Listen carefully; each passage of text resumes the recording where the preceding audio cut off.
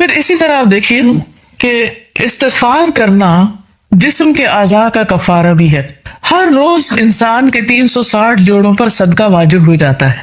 یعنی ہر روز جب صبح ہم کرتے ہیں تو ہمارے اوپر صدقہ لازم ہوتا ہے.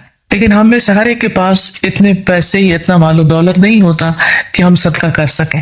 تو اس کے لیے بہترین حل کیا ہے کہ انسان استغفار کرے، اللہ کی تسبیح کرے، اور 2 رکعت ضحیٰ کی نماز جو ہے، چاشت کی نماز یا اشراق کی نماز جو ہے، وہ جسم کے ہر جوڑ کا صدقہ ہے. اور یہ آزما کر دیکھ لیں، اگر آپ کو جوڑوں کی تکلیف ہے، اگر آپ کے جسم میں تکلیف ہے جوڑوں میں، تو آپ ان 2 رکعتوں کو روز پڑھنا شروع کریں. اس کا وقت سورج نکلنے سے تقریباً 15-20 منٹ بعد سے لے کر سورج ڈھلنے کے 15-20 منٹ پہلے تک ہوتا ہے.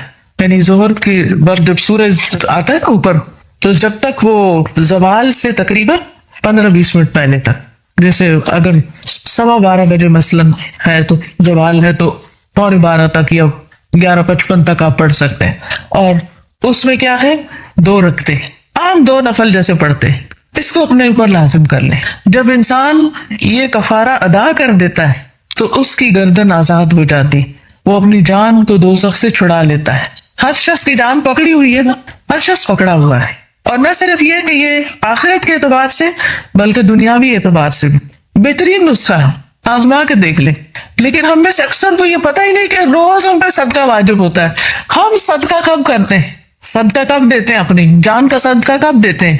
جی، جب کوئی بیمار ہوتا ہے پھر اس کی طرف سے بکرا ذبح کرتے ہیں کہ اس جان کے بدلے جان دے دے، بس. اور جب وہ ٹھیک ہو جاتا ہے پھر ختم کر دیتے ہیں. یہ صرف اس وقت کے لیے نہیں ہے صدقہ، یہ صدقہ روز کے لیے ہے. یہ روز صدقہ دینا ہے. اور روز آپ کے پاس اتنے پیسے نہیں ہیں، اور اگر ہے تو وہ بھی دیں، وہ بھی اللہ کے راستے میں کچھ نہ کچھ صدقہ کریں. سبحان اللہ، الحمدللہ، اللہ اکبر، لا الہ الا اللہ، استغفر اللہ، استغفر اللہ. تو اگر آپ ایک دفعہ استغفر اللہ کہتے ہیں تو 1 جوڑ کا صدقہ ہو گیا، دوسری دفعہ استغفر اللہ کہتے ہیں تو دوسرے جوڑ کا صدقہ نکل گیا، تیسری دفعہ کیا تو تیسرا نکل گیا. تو جتنی دفعہ استغفر اللہ کہیں گے اتنے جوڑوں کا صدقہ ہوتا جائے گا. کبھی ایسا بھی ہوتا ہے نا کہ انسان کو وقت نہیں ملتا، یا وہ سفر کر رہا ہوتا ہے، یا کبھی کوئی مجبوری ہو جاتی ہے کہ انسان نہیں پڑھ سکتا، تو پھر کیا کرے، ذکر کی کثرت کر دے، استغفار کی کثرت کر دے. پھر اسی طرح استغفار کو بیماریوں کا علاج بتایا گیا. جیسے میں نے ابھی کہا نا کہ اگر آپ چاہتے ہیں کہ آپ سے جوڑوں کی تکلیف دور ہو جائے تو جوڑوں کا صدقہ دیا کرے روز. اور جوڑوں کا صدقہ روز کیا ہے، 2 نفل اشراق یا چاشت یا ضحیٰ کے. اصل میں بہت سے لوگ کنفیوز ہوتے ہیں کہ اشراق اور ضحیٰ اور چاشت یہ کیا ہے. یہ ایک ہی نماز ہے. جیسے تراویح اور قیام اللیل یہ ایک ہی نماز ہے. اگر آپ جلدی پڑھیں گے تو اس کو اشراق کہتے ہیں. اشراق اس لیے کہتے ہیں کہ ابھی سورج مشرق سے طلوع ہوا ہے اور اس کے تھوڑی دیر بعد 15-20 منٹ بعد آپ نے نماز پڑھ لی. جب سورج اچھی طرح چمک جائے تو پھر اس کو ضحیٰ کہتے ہیں، چاشت کا وقت کہتے ہیں. ضحیٰ عربی میں کہتے ہیں اور اردو میں چاشت کہتے ہیں. اور تھوڑا اور بعد میں پڑھے تو اس کے لیے صلاۃ الاوابین بھی کہتے ہیں اس کو. اور نبی صلی اللہ علیہ وسلم سے 2 سے لے کے 8 رکعتیں ثابت ہیں. چاہے 2 پڑھیں، چاہے 4 پڑھیں، چاہے 6 پڑھیں، چاہے 8 پڑھیں، جو آپ کا دل کرے، لیکن کم از کم 2 ضرور پڑھیں. پھر اسی طرح استغفار بیماریوں کا علاج ہے. اگر کسی کو مثلا ہارٹ پرابلم ہے یا کوئی اور اسی طرح کی کوئی بیماریاں ہیں اس کو، تو اس کے لیے بھی استغفار ہے. قتادہ کہتے ہیں کہ یہ قرآن تمہیں تمہاری بیماری اور علاج بتاتا ہے. یعنی قرآن کے ذریعے تمہیں بیماریاں بھی پتہ چلتی ہیں. بیماریوں سے مراد یہاں روحانی بیماریاں اور خاص طور پر ذہنی پریشانیاں اور جذباتی اور دلی پریشانیاں، اور پھر اس کا علاج بھی بتاتا ہے. یعنی قرآن شفا ہے. قرآن مجید میں آتا ہے شفاء لما فی الصدور، کہ قرآن میں سینوں کے اندر جو ہے یعنی دل ہے ان کے لیے شفا ہے. پھر یہ کہا گیا کہ گناہ بیماری ہے. گناہ کیا ہے؟ بیماری ہے، اور استغفار ان کا علاج ہے. پھر اسی طرح جو شخص استغفار کرتا ہے اسے فرشتوں کی دعائیں ملتی ہیں. قرآن مجید میں سورۃ الغافر میں آتا ہے الذین یحملون العرش ومن حولہ یسبحون بحمد ربہم ویؤمنون بہ ویستغفرون للذین آمنوا ربنا وسعت کل شیء رحمۃ وعلما فاغفر للذین تابوا واتبعوا سبیلک وقہم عذاب الجحیم۔ جو فرشتے عرش اٹھائے ہوئے ہیں اور جو اس کے ارد گرد ہیں، سب اپنے رب کی حمد کے ساتھ اس کی تسبیح کر رہے ہیں اور اس پر ایمان رکھتے ہیں اور ایمان لانے والوں کے لیے بخشش کی دعا کرتے ہیں۔ سبحان اللہ، یعنی کتنی بڑی سعادت ہے، ایمان لانا کتنی بڑی اللہ کی رحمت ہے ہم پر کہ ہم اس پر ایمان رکھتے ہیں اور آخرت پر ایمان رکھتے ہیں اور عقیدہ درست ہے، کیونکہ ایسے لوگوں کے لیے فرشتے بھی ان کے دوست ہوتے ہیں اور ان کی مدد بھی کرتے ہیں اور ان کے لیے دعائیں بھی کرتے ہیں۔ جیسے ایک اور جگہ پر آتا ہے ان الذین قالوا ربنا اللہ ثم استقاموا تتنزل علیہم الملائکۃ الا تخافوا ولا تحزنوا وابشروا بالجنۃ التي كنتم توعدون نحن اولیاؤکم فی الحیاۃ الدنیا وفی الآخرہ ولکم فیہا ما تشتہی انفسکم ولکم فیہا ما تدعون نزلا من غفور رحیم۔ کہ بے شک وہ لوگ جنہوں نے کہا کہ اللہ ہمارا رب ہے، اللہ ہی کو رب مانا، اللہ ہی کو خالق مالک رازق مانا، ثم استقاموا، پھر اسی پہ جم گئے، ادھر ادھر نہیں دیکھا، کسی اور فقیر کے پاس نہیں گئے، کسی اور مزار پہ نہیں گئے، بلکہ کیا کیا؟ صرف اللہ کو اپنا رب مان کر اسی سے دعائیں کی۔ ان الذین قالوا ربنا اللہ ثم استقاموا، تو کیا ہوتا ہے؟ تتنزل علیہم الملائکہ، ان پر فرشتے اترتے ہیں۔ اللہ تخافوا ولا تحزنوا، نہ تم خوف کرو نہ تم غم کرو، وابشروا بالجنۃ التی کنتم توعدون، اس جنت کی خوشخبری پاؤ جس کا تم وعدہ دیے جاتے ہو۔ نحن اولیاؤکم فی الحیاۃ الدنیا، ہم دنیا کی زندگی میں بھی تمہارے دوست ہیں، تمہارے مددگار ہیں، دنیا میں بھی، وفی الآخرہ، اور آخرت میں بھی، وَلَكُمْ فِيهَا مَا تَشْتَهِي أَنفُسُكُمْ، اور تمہیں وہاں وہ ملے گا جو تمہارے دل چاہیں گے، نفس خواہش کریں گے، وَلَكُمْ فِيهَا مَا تَدَّعُونَ، اور وہاں تمہیں وہ ملے گا جو تم طلب کرو گے، جو بھی مانگو گے مل جائے گا۔ نُزُلًا مِّن غَفُورٍ رَحِيمٍ، یہ مہمانی ہے اس رب کی طرف سے جو غفور الرحیم ہے۔ تو اس لیے جو شخص ایمان لا کے اللہ کو اپنا رب مان لیتا ہے، اسی کی طرف رجوع کرتا ہے، اسی سے مدد مانگتا ہے، تو اللہ سبحانہ وتعالیٰ اس کو مدد دیتے ہیں اور فرشتوں کے ذریعے بھی اس کی مدد کرتے ہیں۔ اور ایسے فرشتے جو اللہ کا عرش عظیم اٹھائے ہوئے ہیں، وہ ان کے لیے دعائیں کرتے ہیں۔ آپ دیکھیے کہ ہم سب کہتے ہیں، ایک دوسرے سے کہہ رہے تھے میں بہت پریشان، پلیز میرے لیے دعا کرو، اس کو کہتے ہیں دعا کرو، اس کو کہتے ہیں دعا کرو۔ لیکن جو لوگ ایمان لا کر اللہ کی طرف رجوع کرتے ہیں، استغفار کرتے ہیں، تو فرشتے بھی ان کے لیے دعائیں شروع کر دیتے۔ تو جن کے لیے فرشتے دعائیں کریں ان کو پھر کسی دعا کی کمی؟ پھر آپ دیکھیں ایک اور کام، بلکہ آپ ہی سے پوچھوں گی کون سا ہے وہ کام جس کی وجہ سے فرشتے کیا، زمین کی ساری مخلوق دعائیں کرتی ہے، مچھلیاں بھی سمندر میں اور چیونٹیاں بھی زمین میں۔ کس کس کو پتا ہے؟ سب کو نہیں پتا، سب کو پتا ہونا چاہیے، ٹھیک ہے؟ وہ کس کے لیے؟ جو لوگوں کو خیر کی بات سکھائے، اچھی باتیں لوگوں کو بتائیں، قرآن و حدیث کی تعلیم دیں، سیکھے اور سکھائیں۔ ایک جگہ پر سیکھنے والے کے لیے بھی آتا ہے۔ طالب علم کے لیے کیا خوشخبری ہے، فرشتے کیا کرتے ہیں طالب علم کے لیے؟ اپنے پر بچھاتے ہیں، تواضع سے اس کی رسپیکٹ کرتے ہیں، اور ایک اور میں آتا ہے یعنی اس کے اوپر سایہ کرتے ہیں۔ کتنی بڑی خوشخبری!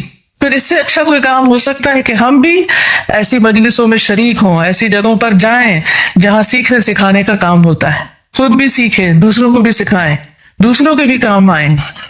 جب آپ یہ کام شروع کریں گے تو فرشتے آپ کے لیے دعائیں شروع کر دیں گے، مچھلیاں آپ کے لیے دعائیں شروع کر دیں گی، چیونٹیاں آپ کے لیے دعائیں کریں گی۔ اور آپ کو پتا ہے کہ جب چیونٹی بھی دعا کرتی ہے تو اللہ تعالیٰ سنتا ہے۔ ایک دفعہ حضرت سلیمان علیہ السلام اپنے لشکر کے ساتھ نکلے کہ بارش کی دعا کریں، تو آگے گئے تو دیکھا کہ ایک چیونٹی اپنے پیٹھ کے بل لیٹی ہوئی ہے اور اپنے ہاتھ اوپر کیے ہوئے ہے، اللہ سے دعا کر رہی ہے کہ یا اللہ تو پانی برسا تاکہ ہماری پیاس ختم ہو، یعنی ہم سیراب ہوں۔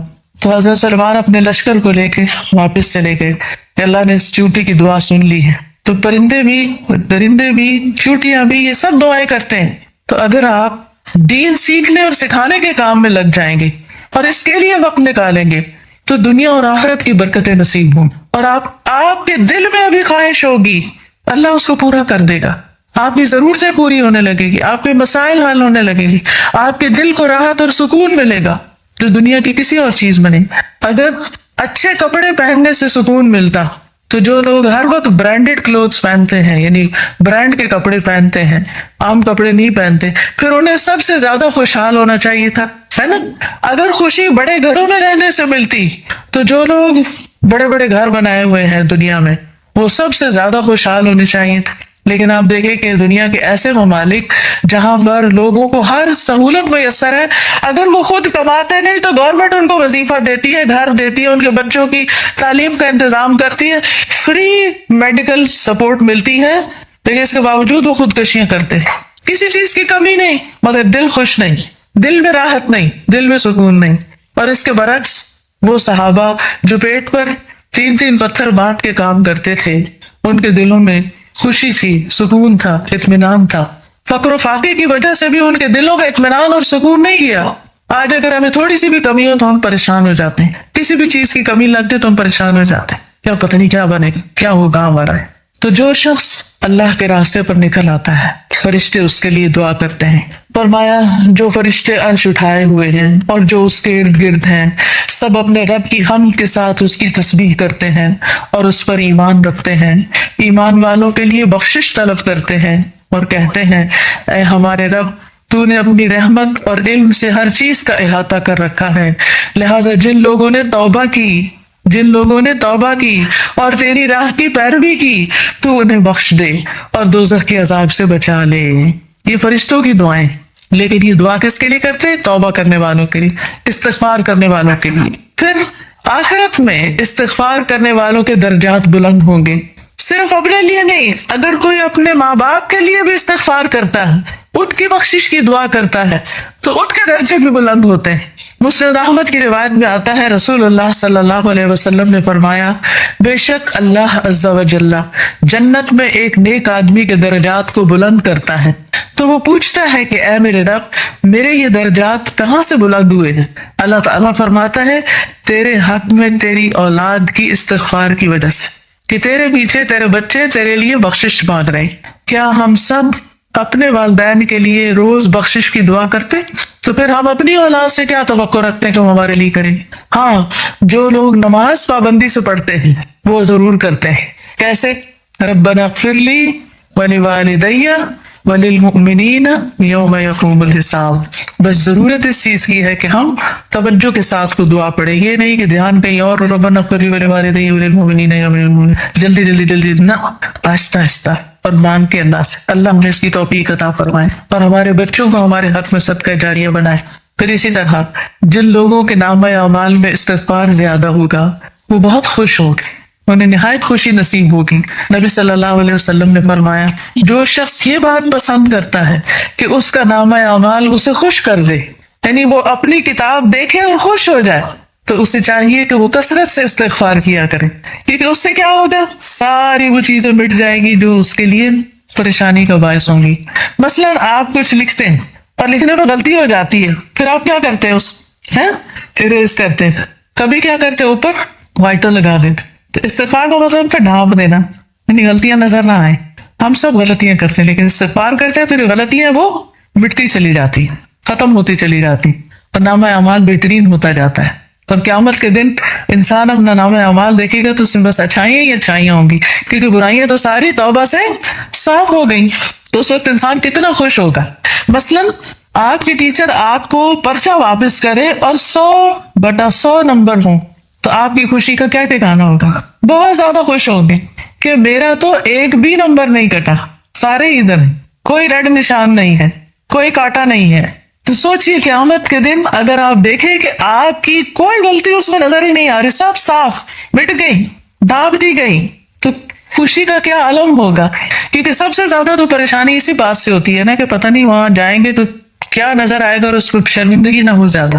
پھر اسی طرح عبداللہ بن بصر کی روایت ہے کہ نبی صلی اللہ علیہ وسلم نے فرمایا مبارک ہو اس کو جو اپنے نامہ اعمال میں کثرت سے استغفار پائے، کہ بہت زیادہ استغفار ہے اس میں۔ پھر اسی طرح استغفار جنت میں داخلے کا ذریعہ ہے۔ اللہ تعالیٰ فرماتے ہیں یا ایھا الذین آمنوا توبوا الی اللہ توبۃ نصوحا، عسى ربكم ان يكفر عنكم سيئاتكم ويدخلكم جنات تجری من تحتها الانہار۔ اے لوگو جو ایمان لائے ہو، اللہ کی طرف توبہ کرو، خالص توبہ، سچی توبہ، پکی توبہ، صحیح والی توبہ۔ قریب ہے کہ تمہارا رب تم سے تمہاری برائیاں دور کر دے اور تمہیں ایسے باغوں میں داخل کرے جن کے نیچے نہریں بہتی ہوں۔ یعنی غلطیوں کی معافی ہو جائے تو جنت کے راستے آسان ہو جائیں گے، اور اس کے لیے معافی مانگنی ہوگی، استغفار کرنا ہوگا۔ پھر اسی طرح جہنم سے بچنے کا ذریعہ بھی استغفار ہے، کیونکہ کچھ لوگ جہنم میں ڈالنے جائیں گے تاکہ ان کو ان کی غلطیوں کی سزا ملے، جب وہ سزا بھگت لیں گے پھر نکال کے جنت میں بھیجے جائیں گے۔ اس وقت بھی آپ کو گرمی لگ رہی ہوگی تو دل گھبرا رہا ہوگا، یہ تو بھکتی گرمی، اور ایسی بھی نہیں کہ جس سے انسان کو یعنی بہت تکلیف ہو، ٹھیک ہے، انکمفرٹیبل ہوتا ہے انسان، وہ الگ بات ہے، لیکن اس میں بھی انسان کیا چاہتا ہے کہ فوراً ہوا میں نکلے، تازہ ہوا میں، اور فریش ہو۔ کہاں آگ میں ہو انسان، ہم میں سے کس کے اندر ہمت ہے کہ وہ آگ کو برداشت کرے؟ کیا کسی کمرے میں، کسی گھر میں، کسی جگہ آگ لگی ہوئی ہو، آپ اس کے اندر جانا پسند کریں گے؟ دور سے بھاگیں گے، دعا دیکھ کے بھی اس طرف نہیں جائیں گے کہ کہیں وہ آگ پھیل کے مجھ تک نہ آ جائے۔ تو قیامت کے دن ہم میں سے کوئی بھی نہیں جانا چاہے گا، اور اس کا طریقہ کیا ہے؟ پھر ہم دنیا میں ہی کثرت سے استغفار کر لیں، دنیا میں ہی معافی مانگ لیں تاکہ جہنم میں جانے سے بچ جائیں۔ اور اگر معافی نہیں مانگتے تو لا الہ الا اللہ پڑھنے کی وجہ سے جنت میں تو انشاءاللہ جائیں گے، لیکن سزا بھگت، اور وہ سزا بہت سخت ہے، اور نہیں پتا کہ کتنے عرصے کے لیے مل جائے، کیونکہ ہر ایک کی جیل کا وقت جو ہے مخصوص ہوتا ہے۔ رسول اللہ صلی اللہ علیہ وسلم نے فرمایا، اے عورتوں کے گروہ، عورتوں سے خطاب ہے ہم سب سے، اے عورتوں کے گروہ صدقہ کرتی رہا کرو اور کثرت سے استغفار کرتی رہا کرو، کیونکہ میں نے دوزخ میں جانے والوں میں سے زیادہ تر عورتوں کو دیکھا ہے۔ دوزخ کی اکثر آبادی عورتوں پر مشتمل ہے۔ ان عورتوں میں سے ایک عقل مند عورت نے عرض کیا کہ ہماری کثرت سے دوزخ میں جانے کی وجہ کیا ہے؟ عورتیں کیوں زیادہ ہوں گی جہنم میں؟ آپ نے فرمایا، تم لعنت کثرت سے کرتی، دوسروں کو برا بھلا کثرت سے کرتی، گالی گلوچ، اس کو برا بھلا کہہ، اس کی غیبت کر، اس کے اوپر الزام لگا، یہ کر وہ کر، یعنی غلط چیزوں میں زبان کا استعمال ہونا، اور اپنے خامند کی ناشکری کرتی، اس کا کوئی احسان یاد نہیں رکھتی، اس کی کوئی اچھائی یاد نہیں رہتی۔ دیکھیے کوئی انسان کتنا بھی برا ہو لیکن اس میں بھی کوئی نہ کوئی اچھائی ہوتی ہے، تو اگر کسی میں 99 غلطیاں ہیں اور ایک اچھی چیز ہے تو کیا کرنا چاہیے؟ اس کی اچھائی کو یاد کر کے اس کا شکریہ ادا کرنا چاہیے، اس کے ساتھ احسان کرنا چاہیے، اس کی تعریف کر دینی چاہیے کہ ہاں فلاں میں یہ اچھائی ہے۔ ہم عام طور پر کیا کرتے ہیں کہ جو ہمیں اچھا لگے اس کی تو کوئی برائی بھی ہمیں نہیں بری لگتی، اس پہ بھی ہم خوش ہوتے رہتے ہیں، واہ واہ کرتے رہتے ہیں، اور جو برا لگے اس کی کوئی اچھائی ہمیں نظر ہی نہیں آتی۔ تو یہ نہیں کرنا چاہیے۔ تو حل کیا ہے کامیابی کا؟ کہ ہم ایک طرف نیک اعمال کریں، پھر ان نیک اعمال کی حفاظت کریں، دوسری طرف گناہوں سے بچیں، اور پھر اگر ہو جائے انسان ہونے کے ناطے تو پھر کیا کریں؟ اللہ تعالیٰ سے استغفار کریں۔ اس مقصد کے لیے یہ ایک کارڈ چھپوایا گیا ہے جس میں استغفار کی دعاؤں کو اکٹھا کیا گیا۔ کس کس کے پاس ہے؟ اٹھا کے دکھائیں۔ الحمدللہ۔ اور جس کے پاس نہیں ہے وہ اسٹال سے لے بھی سکتے ہیں، ٹھیک ہے؟ تو اب آپ دیکھیے کہ جس کے پاس یہ کارڈ ہے وہ تو ٹھیک، جس کے پاس نہیں لازماً آپ کے پاس ہی ہونا چاہیے، کیونکہ یہ ساری دعائیں ہمیں زبانی یاد نہیں، اور ہم میں سے ہر ایک یہ بھی نہیں کر سکتا کہ جا کے کتابوں میں سے ڈھونڈے، پورے قرآن میں سے نکالے، کتابوں میں سے نکالے، اور پھر یہ دیکھے کہ صحیح کون سی ہے اور کون نہیں، اور پھر ان کو اکٹھا کرے۔ تو الحمدللہ اللہ کے فضل سے یہ دعائیں آپ کے لیے اکٹھی کر دی گئی۔ کوشش کریں کہ ہر روز ان دعاؤں کو آپ پڑھیں، لیکن اگر ہر روز نہیں پڑھ سکتے تو جس وقت آپ کو پریشانی ہو، بے چینی ہو، بیماری ہو، خوف ہو، گھبراہٹ ہو، مرنے کا خوف ہو، آخرت کی پکڑ کا خوف ہو، فکر ہو، آپ کے اندر بے چینی اور اضطراب آ جائے، فوراً استغفار کرنا شروع کریں۔ اس کے بغیر بھی کریں اور اس کے ساتھ بھی کریں۔ اب آپ نکالیے، میں آپ کو کچھ دعائیں کہلوا دیتی ہوں تاکہ ان کا صحیح پروننسیشن آپ کو آتا ہے، صحیح تلفظ آپ کو آتا ہو۔ اس کے علاوہ یہ کچھ اور کتابیں بھی ہیں جیسے محمد صلی اللہ علیہ وسلم کے معمولات وغیرہ، پھر اسی طرح یہ نور العلم کوئی کورس شروع ہو رہا ہے، اس میں داخلے کے پیچھے سے آپ فلائر لے سکتے ہیں۔ اسی طرح قرآن و سنت سے لی ہوئی صحیح دعائیں دعا کیجیے نام کی کتاب میں ہیں. بہت سی دعائیں یہاں پر ملیں گی آپ کو. یہ کتاب اگر آپ کے گھر میں ہو تو ہر موقع کی دعا اس میں آپ کے لیے. اسی طرح ذکر کے بارے میں کارڈ ہے. جادو کے بارے میں بہت سے لوگوں کے ذہن میں سوال ہوتے ہیں، پریشان رہتے ہیں، تو جادو کی حقیقت پر اور پھر اس کا علاج کیا ہے اس پر یہ کتاب ہے. پھر اچھا اخلاق انسان کے نامہ اعمال میں بہت بھاری نیکی ہوگی، تو اس پر یہ کہ اچھا اخلاق ہے کیا کیا کیا کرنا ہوتا ہے، احادیث پر مشتمل یہ کتاب ہے. پھر اسی طرح صدقہ و خیرات جو ہے وہ بلاؤں کو ٹالتا ہے، بلا آنے سے بھی روکتا ہے اور جب آ جائے تو اس کو بھی دور کرنے کا ذریعہ بنتا ہے. جیسے ایک حدیث میں آتا ہے داؤ مرضاکم بالصدقات، اپنے مریضوں کا علاج صدقے سے کرو. یہ اگر کوئی بیمار ہو جائے تو صدقہ کرنا شروع کر لوں، تو صدقہ بھی ایک علاج ہے. تو یہ صدقہ خیرات کس طرح ہوتا ہے اس پہ احادیث پر مبنی یہ کتاب ہے. پھر اسی طرح رات کو سوتے وقت کے اذکار ہیں، رات کی نیند کیسی ہونی چاہیے اور کیا کرنا چاہیے کیا نہیں کرنا چاہیے، سنتیں کیا ہیں، تو یہ سونے جاگنے کے آداب اور اذکار ہیں. جو شخص صبح اور شام کے اذکار کرتا ہے اور رات ذکر کر کے سوتا ہے وہ ان لوگوں میں لکھ لیا جاتا ہے والذاکرین اللہ کثیرا والذاکرات اعد اللہ لهم مغفرۃ واجرا عظیما، کہ اللہ کا ذکر کرنے والے مرد اور بہت زیادہ اللہ کا ذکر کرنے والی عورتیں، اللہ نے ان کے لیے مغفرت اور بہت بڑا اجر تیار کر رکھا ہے. تو اللہ تعالیٰ سے بخشش پانے کے لیے کیا کریں، اللہ کا ذکر کریں، رات کو ذکر کر کے سوئیں. تو سارے اذکار جو مسنون کتابوں میں ہیں وہ اس میں لکھ دیے گئے ہیں. اپنے بیڈ سائڈ ٹیبل پہ رکھ دیں، دراز میں رکھ دیں، جب سونے لگے اس کو پڑھ کے پھر سوئیں. پھر اسی طرح یہ ہے کہ رسول اللہ صلی اللہ علیہ وسلم کا تعارف ہے، تعارف حبیب کے نام سے یہ کتاب ہے. آپ صلی اللہ علیہ وسلم کی ذاتی زندگی کے بارے میں اور آپ کی خصوصیات کے بارے میں احادیث کی روشنی میں کتاب مرتب کی گئی ہے، اس کو بھی آپ دیکھ سکتے ہیں. پھر یہ ایک اور استغفار کے بارے میں کتاب ہے، تم کب توبہ کرو گے، بہت ہی بہترین کتاب ہے. پھر اسی طرح یہ ہے کہ حدیث میں آتا ہے کہ جو شخص یہ چاہتا ہو کہ اس کی عمر لمبی ہو، اس کی عمر میں برکت ہو اور اس کے رزق میں برکت، اسے چاہیے اپنے رشتہ داروں سے اچھا سلوک کریں. استغفار کے اوقات اور مقامات، وہ اوقات اور جگہ کہ جن میں استغفار کرنا مستحب ہے، اگرچہ توبہ کے دروازے ہر وقت کھلے رہتے ہیں، جیسے کہ نبی صلی اللہ علیہ وسلم کا فرمان ہے بلا شبہ توبہ کا دروازہ کھلا ہوا ہے، اس کو بند نہیں کیا جائے گا جب تک سورج مغرب سے طلوع نہ ہو. لیکن وہ اوقات جو دوسرے اوقات سے زیادہ بہتر ہیں اور وہ جگہ کہ جن میں دعائیں جلد قبول ہوتی ہیں، ان میں سے چند اوقات مدرجہ ذیل ہیں. نمبر 1، سحری کا وقت، والمستغفرین بالاسحار، اور پچھلی رات کو بخشش مانگنے والے لوگ ہیں. اور اللہ سبحانہ تعالیٰ کا ارشاد ہے وبالاسحار هم یستغفرون، اور یہ لوگ بوقت سحر استغفار کیا کرتے تھے. اور نبی کریم صلی اللہ علیہ وسلم نے فرمایا کہ میرا رب رات کے آخری تہائی حصے میں ہر رات دنیا سے قریب والے آسمان پر نازل ہوتا ہے اور کہتا ہے کون ہے جو مجھے پکارے اور دعا کرے اور میں اس کی دعا قبول کر لوں، کون ہے جو مجھ سے سوال کرے اور میں اسے عطا کروں، کون ہے جو مجھ سے مغفرت طلب کرے اور میں اسے بخش دوں. تو اس وقت ہمیں صرف سوتے نہیں رہنا چاہیے بلکہ اللہ تعالیٰ سے بخشش مانگ لینی چاہیے کہ اللہ مجھے ضرورت ہے کہ میری گناہ معاف کر دیے جائے تاکہ آخرت کے عذاب سے بچ سکوں. اور انہی اوقات میں سے ہے کہ نماز کے دوران اور اس کے فوراً بعد استغفار کرنا. انہی میں سے ہے کہ تکبیر تحریمہ اور سورۃ فاتحہ کے درمیان دعا کا پڑھنا. انہی میں یہ دعا پڑھنی. نماز کے دوران بھی جو استغفار کی جاتی ہے وہ بھی قبول ہوتی ہے، اور وہ کیا ہے اللہم باعد بینی وبین خطایایا کما بعدت بین المشرق والمغرب اللہم نقنی من خطایائی کما ینقی الثوب الابیض من الدنس اللہم اغسلنی من خطایائی بالماء والثلج والبرد. اے اللہ میرے اور میرے گناہوں کے درمیان مشرق و مغرب کی سی دوری فرما دے. یا اللہ مجھے میرے گناہوں سے سفید کپڑے کی طرح پاک صاف کر دے. یا اللہ میرے گناہ پانی، برف اور اولوں سے دھو دے.